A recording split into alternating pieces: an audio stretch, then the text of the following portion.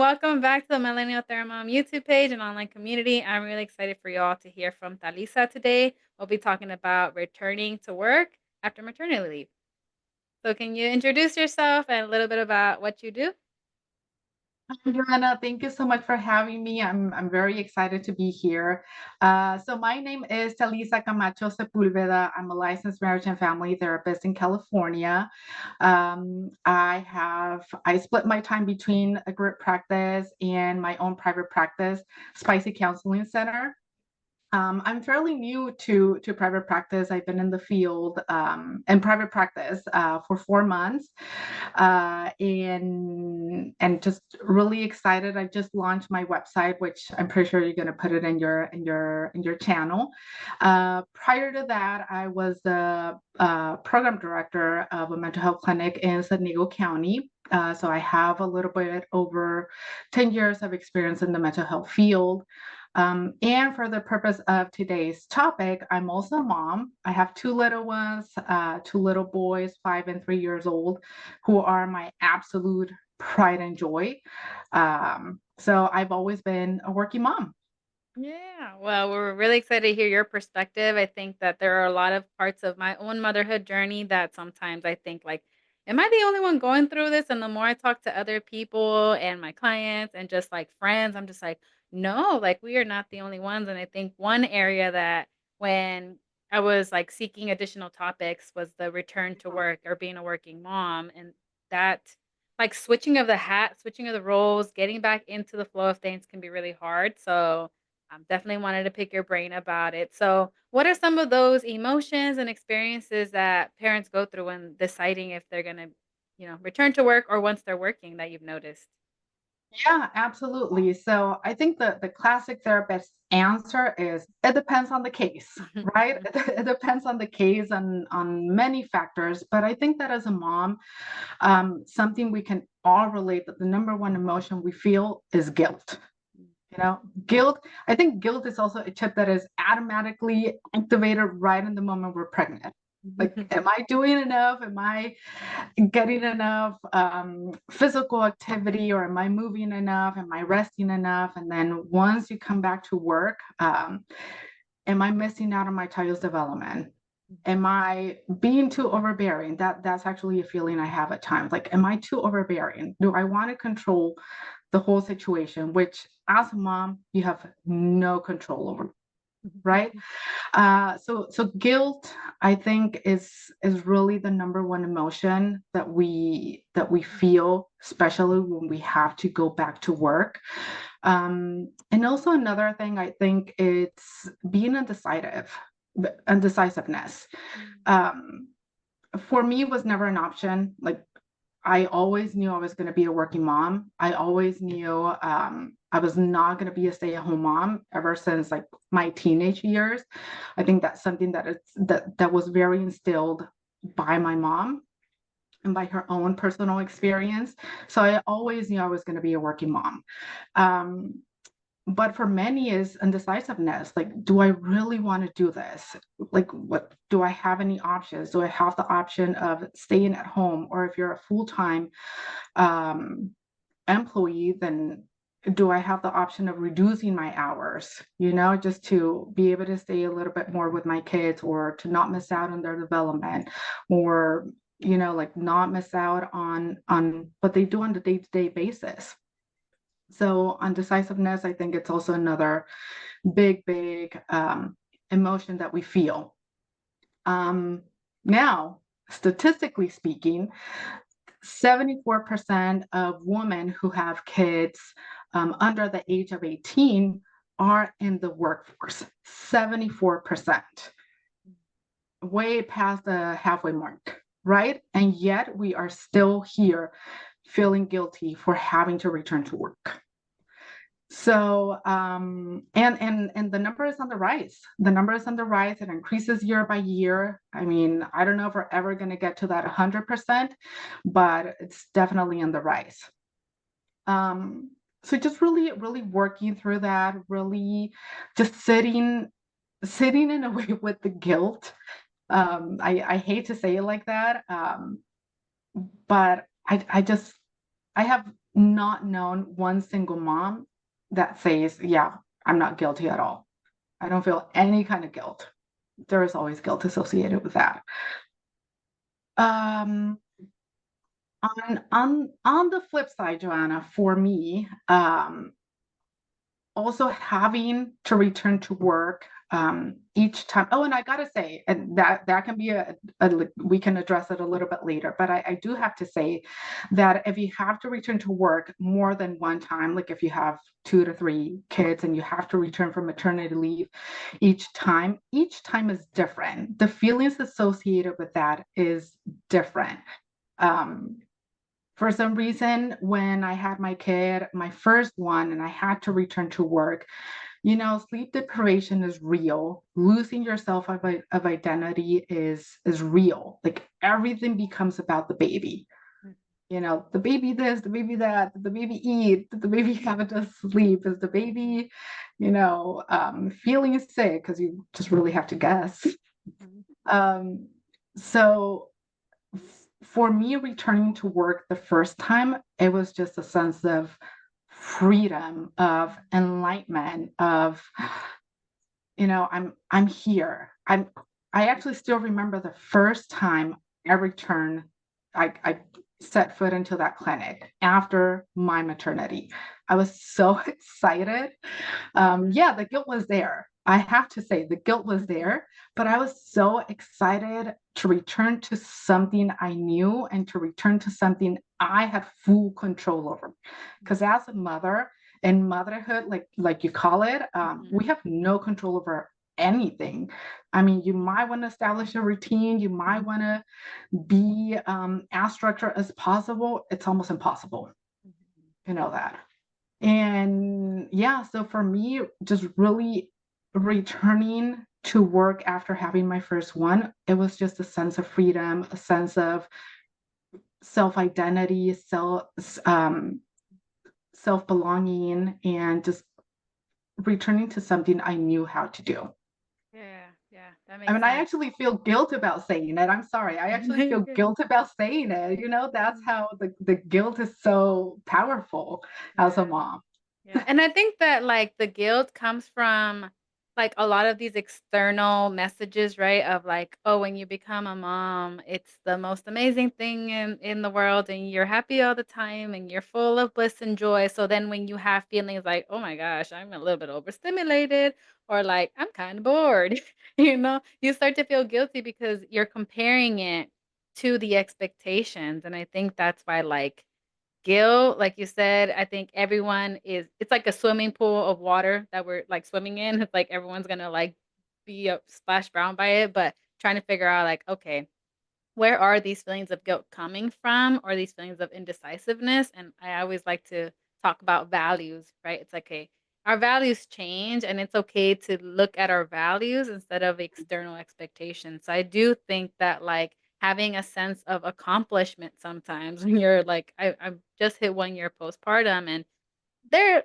very little things that I felt like, "Oh, yeah, I'm a pro at this," this first year of motherhood. Whereas in the work setting, I'm like, "I know how to do this. I can set up these spreadsheets. I can set up whatever, right? I'm good at this. I've been doing it." And I can see why, like, that first return to work is like, "Oh, okay. I'm like I feel good at something. I know where I am. I have a little bit of freedom." And again, like, values shift. So, I am curious since you mentioned the first time around. So, what did your second time around look The like? second time around, I actually felt a little bit of more guilt the second time around. So the whole situation was also different with the first one than it was with the second one. The first one was born before COVID. The second one was born during COVID. And so the first one, we didn't put in daycare until 8 months because we juggle around like me having taking all the maternity leave possible and then my husband taking his paternity leave to stay with the baby until he was a little bit older. And with the second one, everything was different. Again, it was during COVID. We couldn't afford to take a lot of maternity, paternity leave. So we put the baby in daycare at 4 months. So that for me was like, how am I going to put my baby at 4 months while the first one was until 8 months? And it might not seem a lot. I mean, it's just a 4 month difference. But I mean, at that age, I mean, my first one at 8 months, I mean, was already like eating and, just snacking. And I didn't have to pump a lot. I was still pumping and I was still breastfeeding, but not as much as with my first one. So as with my second one, I'm sorry. So with my second one, I mean, the guilt was there. And then the stress was also there, having to get out of the house with two babies in a car seat, and having like it looked like I was moving out of my house every single time I had to go out, because I had my lunch bag, I had their diaper bag, I had my own bag, and then I had my pumping bag. Mhm. So all of that in itself just created a whole lot more guilt and a whole lot more stress for me. Yeah. Yeah, I was so excited to come back to work and just really do what I was passionate about. But yeah, the guilt and the stress was real in the second time. Yeah, I can definitely see Yeah. that, and how like that comparison, which I have also heard from a lot of moms who are have 2 or more. It's like you're never gonna have the same capacity that you have for your first child, right? That you will have for any of your following. So dealing with that and giving yourself that grace and not shoulding yourself. But I guess now, because I think that before we kind of jump into like tips for anybody else out there, how have you found your balance and rhythm now? Like, I think you mentioned, before we started chatting, like sometimes we feel the funk of, like motherhood or working. So, how do you find your kind of rhythms these days? What does it look like for anyone else out there? Just curious. Yeah, so it's been a ride. I think we just got to be very flexible with ourselves and just change the routine as it comes, because kids are just developing. They're just learning new things. I mean, everything changes from one day to another one. Their sleep routine changes. So you just really got to be flexible. And I've just learned just to take it as it comes, Mhm. take it as it comes, and just really ground myself. Um, something I, I mean, I really want to say is that, I mean, I don't always wake up with the energy to be a mom and to be a working mom, like, no, there is times where I wake up and I don't want to be a working mom. Like, I don't, whether that is I don't want to be a mom, or I don't want to be working, Mhm. period. But then there is the kids that wake you up and they're asking for food. Mhm. And you have to be there for them. um, so when I start feeling like that, that's when I ground myself and I ask myself, okay, what do I have to do? Do I have to take a break? Do I have to take care of myself? Do I have to make changes in my routine? Do I have to slow down? I mean, at times we are in a very fast paced life. I think all of us, the majority of us. Mhm. So do I have to slow down in the moment?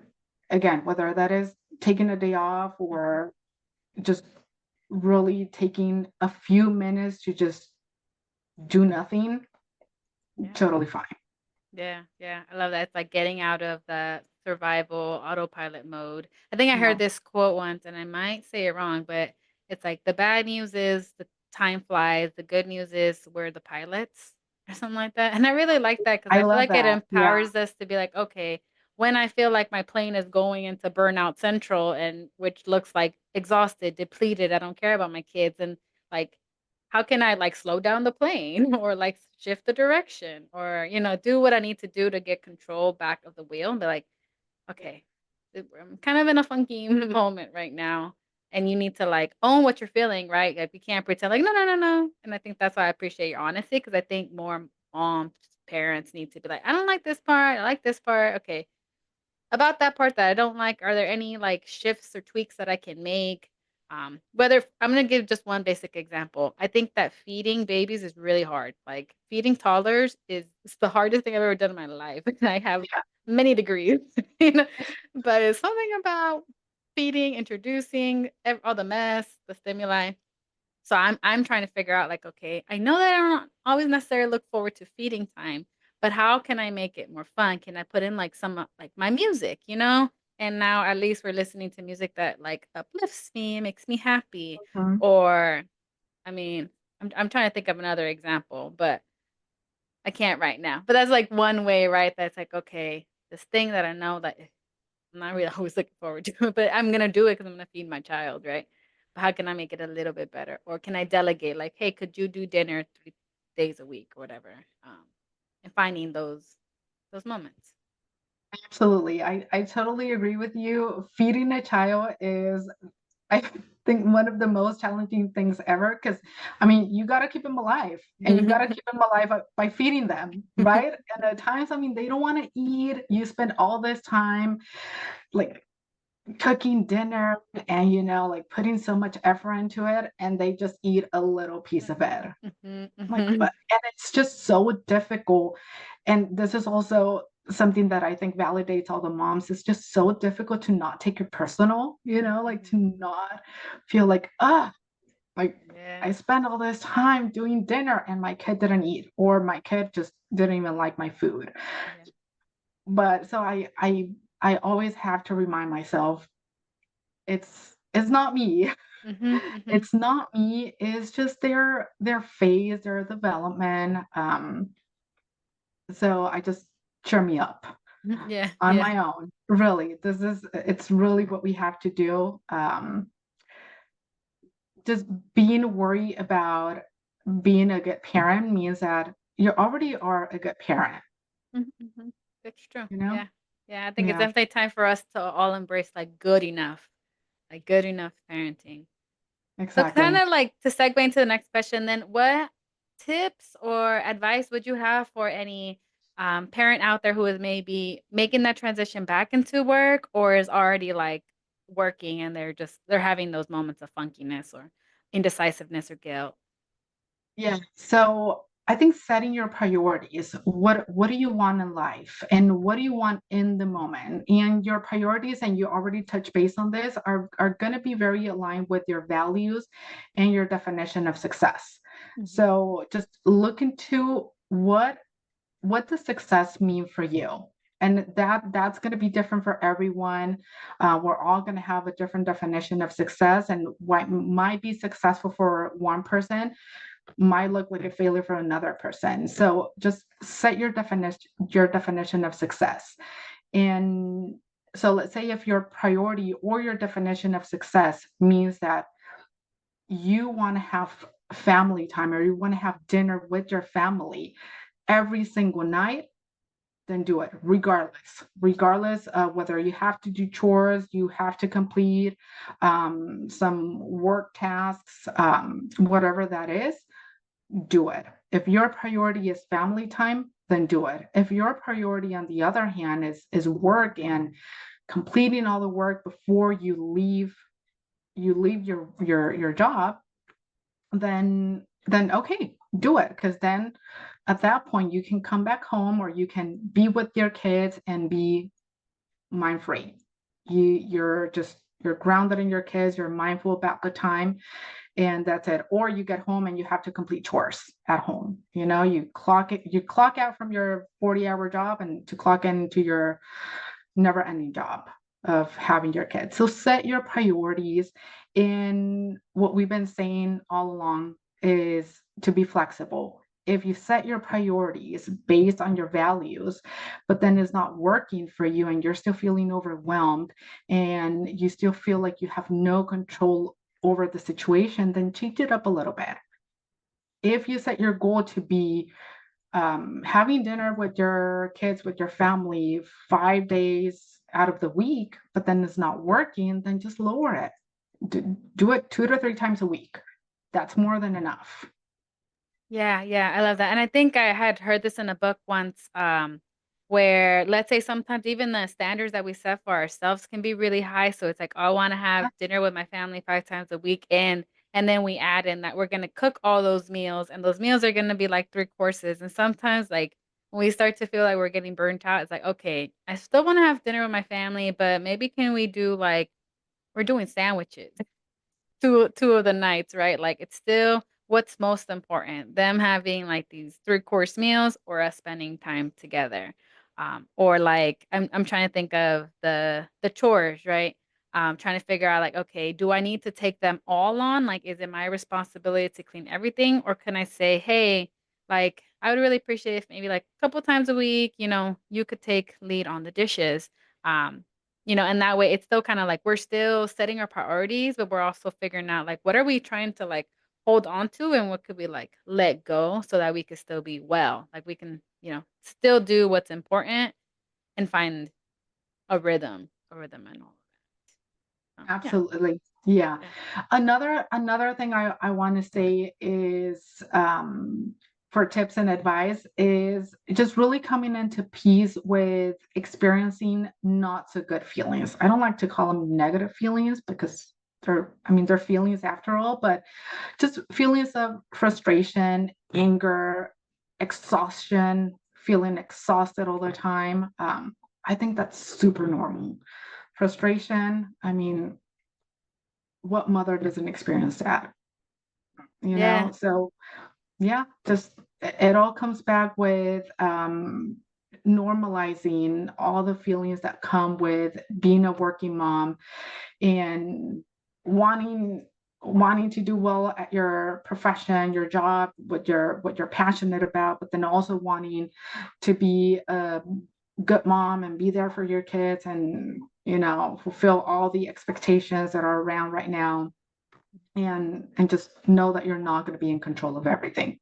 Yeah, yeah, that makes sense. It's like seeing the full spectrum of your emotions and not like judging yourself for having them. Just being like, okay, like I think I read this one book. I already forgot the name.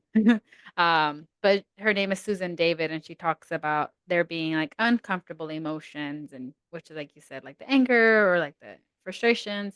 Um, but that all emotions serve a purpose and they all signal some value, some need. Like if we are just only open to look what's underneath, and I think for being a mom, there is a lot that needs to be done. So, and there are a lot of expectations. So it's okay to be like, okay, I am feeling a little bit exhausted. And I know that there's a lot on my plate.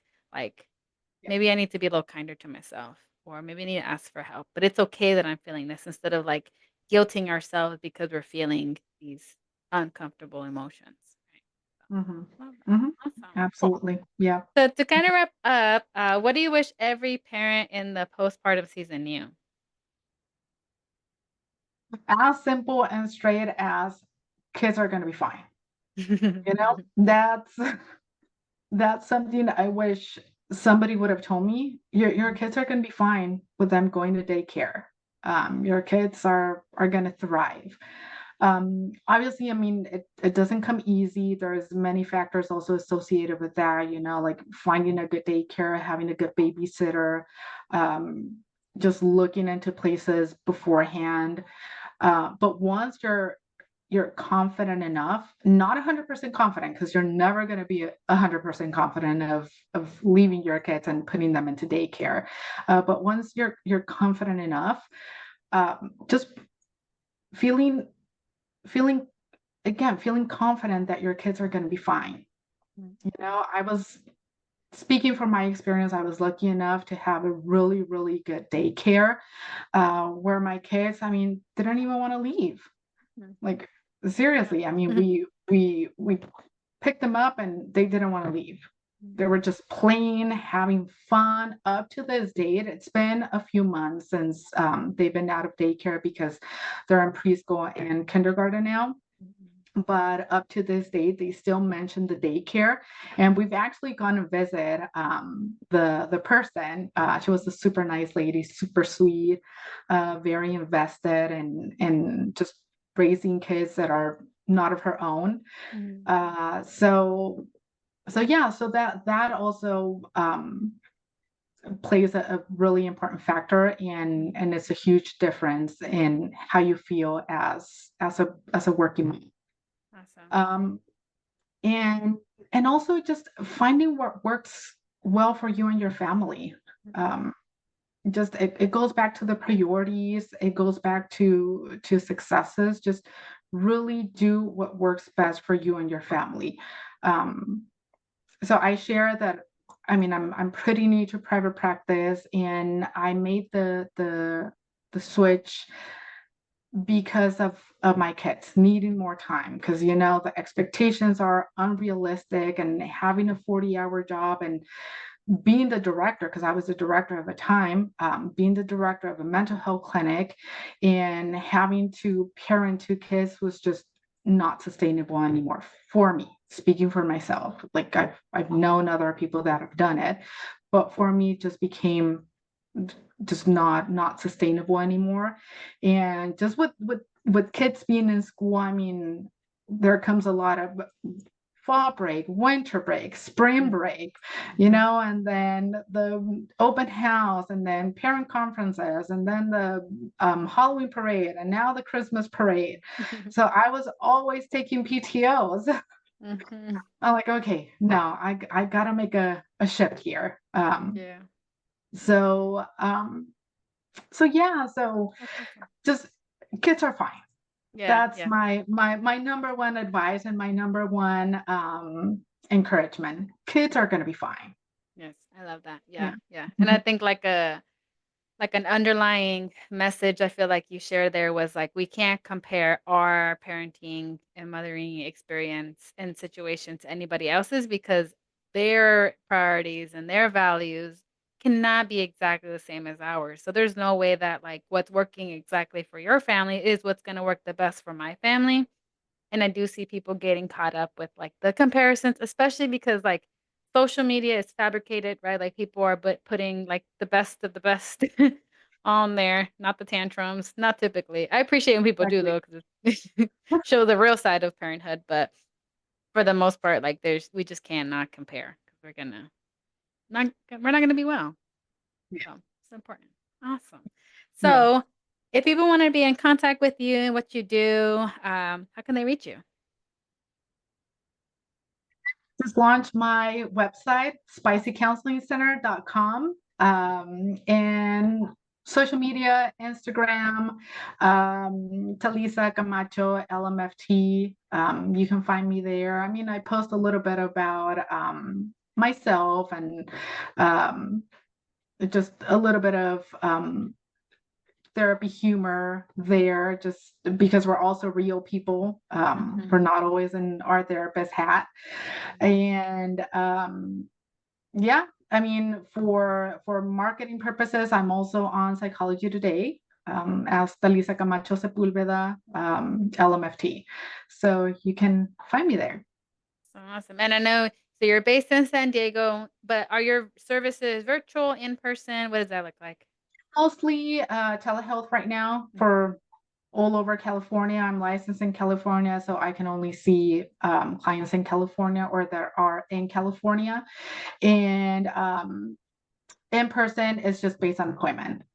Awesome. Cool. Well, I really appreciate the time that you spent sharing like your experience. I think it's always nice to hear somebody else's real experience with this transition and also Mhm. like the little nuggets that we get along the way that just kind of like normalizes and makes us feel like, oh, it's okay to be a human, to have all Yeah. these emotions. So really Yeah. appreciate you. You all make sure to reach out. Thank you so much, Anna. Happy to be here. Take care. Bye. Bye.